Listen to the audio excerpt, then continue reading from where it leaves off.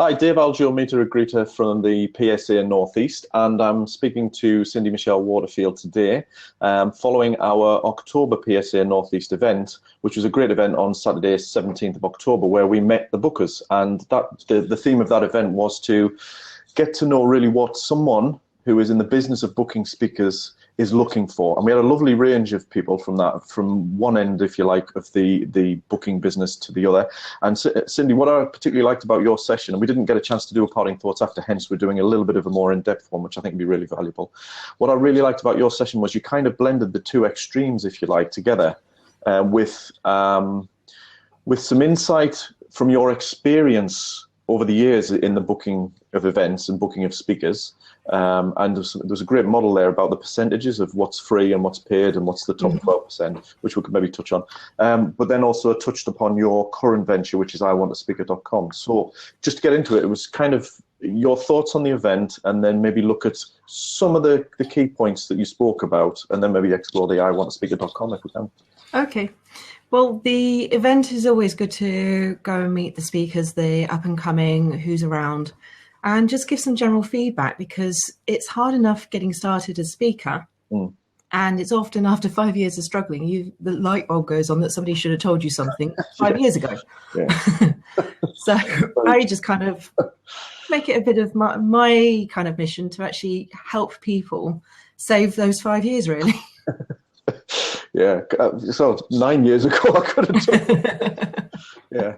Yeah, I know exactly what you mean, because you're right. You kind of stumble into it and think, oh, this is the business for me. I love speaking, I love teaching, etc. But there is a lot to learn. There's a lot of misconceptions, and you come into it with a lot of preconceptions about what you think it is, and that's been the hardest lesson for me, to learn what it's not. And that's where your model came in, where, you know, the triangle that you talked about, where you talked about the bottom, was it 36%? No, there's a bottom 20% that actually don't have anybody externally.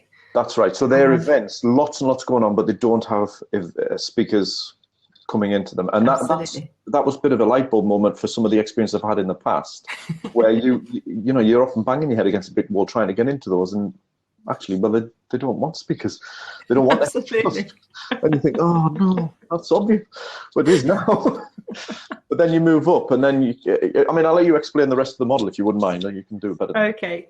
The stats is, and how it kind of works down, is that in 2014, here in the UK, there was 1.29 million events that took place over a 2-day period, with more than 10 people attending and off-site.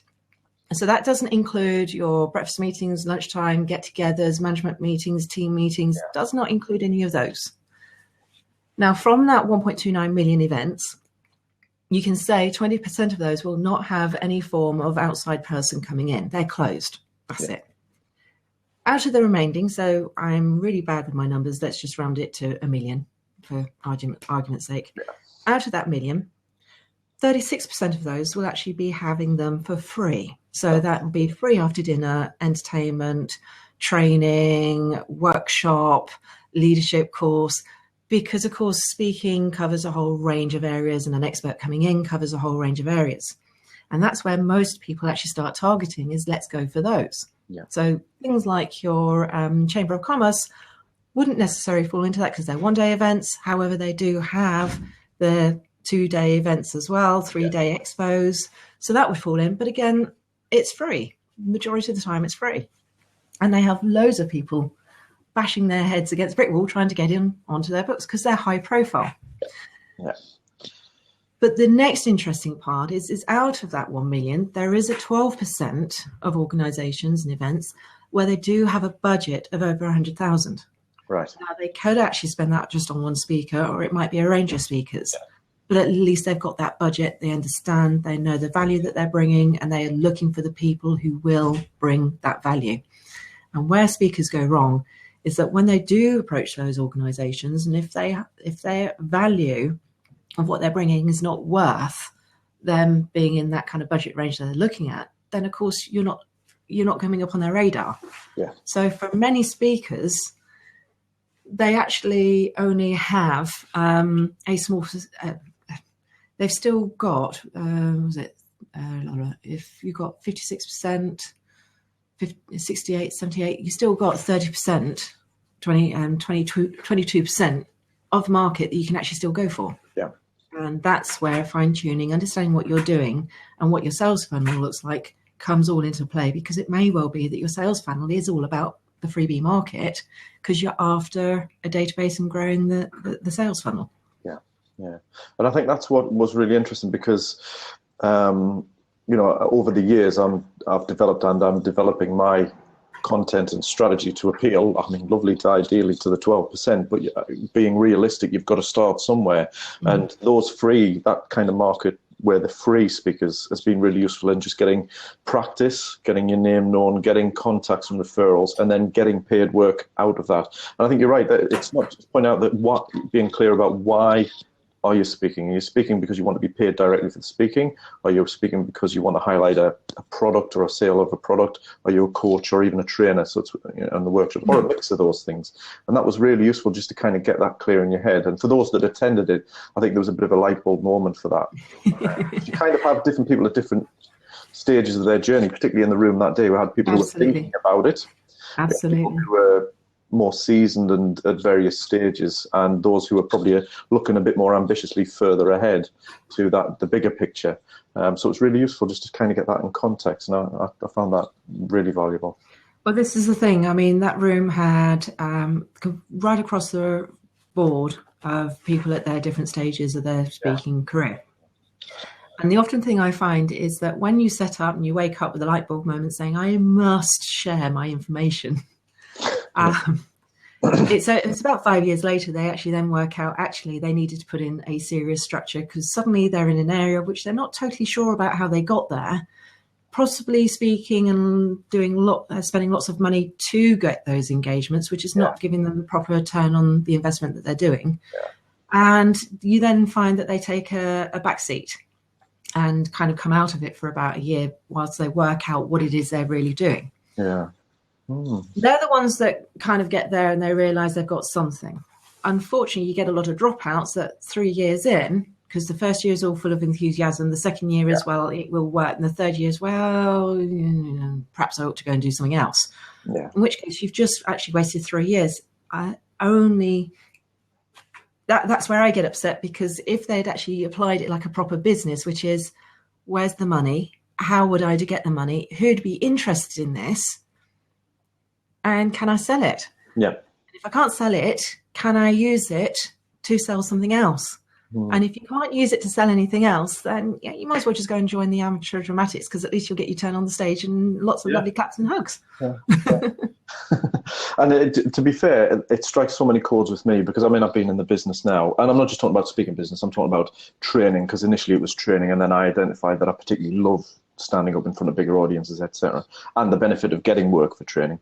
I can identify the naivety, the having to fall flat on my backside because I had no idea. My background's policing. Yeah, I could do that. You're coming into business, no idea how to run a business or sell, or those kinds of things. So that we have to be realistic, and I think a lot of us aren't. I certainly wasn't. And I think that realism, if you like, is necessary to get real about what you don't know, what you don't know. Find people who are that, have the humility to ask and learn, and then get out and make the mistakes, but keep pushing on. And one of my little phrases that I have on my sheet in the PSA is that if nothing else, I'm going to bore success into submission.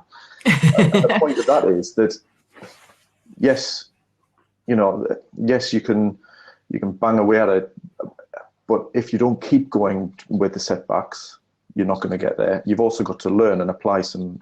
You can't keep doing the same thing all the time, but there is determination, there's learning, and then applying new things and keep going.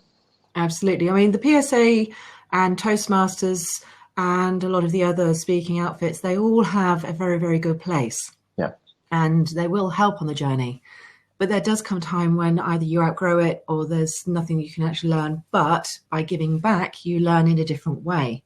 And it keeps you constant. I mean, if somebody discovers something new, like this blab, you're going to go back and you're going to take it back to everybody there now and say, hey, I found this, which is like the equivalent of the modern podcast, really. But again, it's how do you use this as a tool that you can actually monetize, or it's being effective as part of your marketing campaign? People just start thinking, well, because I've got this fabulous thing to say, people will sit and listen. I can use all these social media platforms, but they're not tying it together. They're not integrating their marketing. They're not actually truly understanding what their message is. And so they're doing a lot of time wasting. And this place is a very great place for time wasting. Same with podcasting when it first hit, and people wasted a lot of time on that too. Yeah. And it's always starting with the end in mind. What is it you're trying to do? Yeah. I was talking to a speaker the other day, and they said, oh, this is fantastic. I'm thinking of setting up a series. I said, so why didn't you do it in podcasting? Why didn't you do it on YouTube if it's already there? I know why I didn't. And because of that, I'm using this place as a full effective to get done what I need it to do. And I don't necessarily need Blab, but I'm using this place to actually help me to do what else I need to do, which I couldn't do with the other platforms. Yeah. So it's always starting with a strategy. What is it you're trying to do? And then working back from that. Yeah.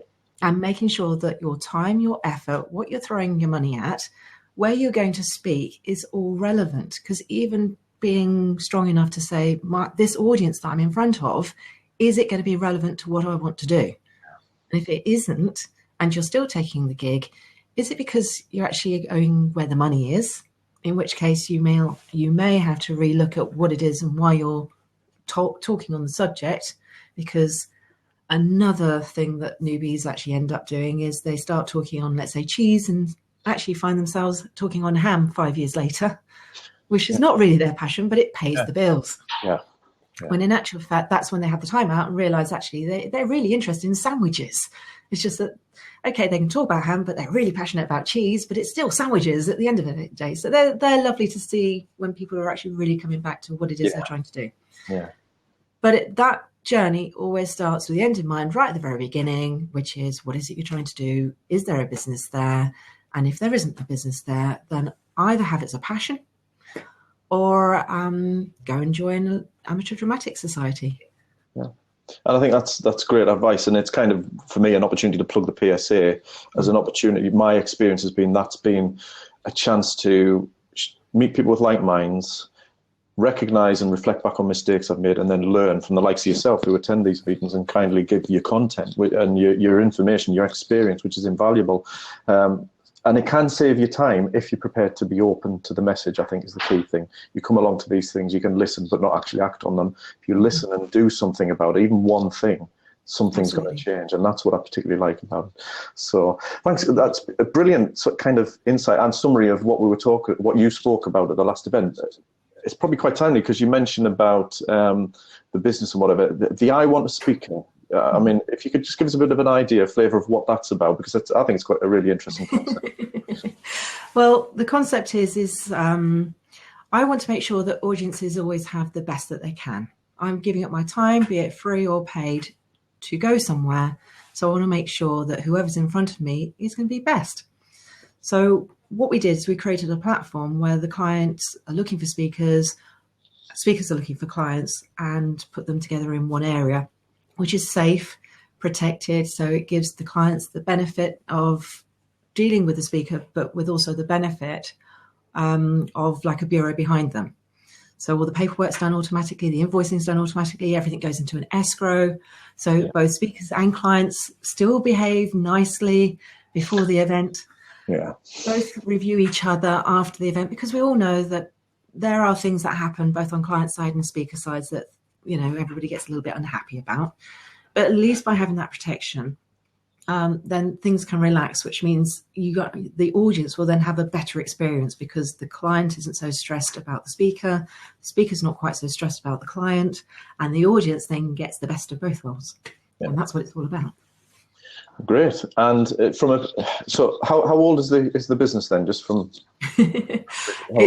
It's been in the planning stages for 5 years and launched last year, soft launch with working with the speakers and getting the speakers on and making sure the speakers are all okay. And this year has been about looking at the clients and making sure the clients are happy and bringing them on board and engaging. So Great. It's been a lovely, lovely journey.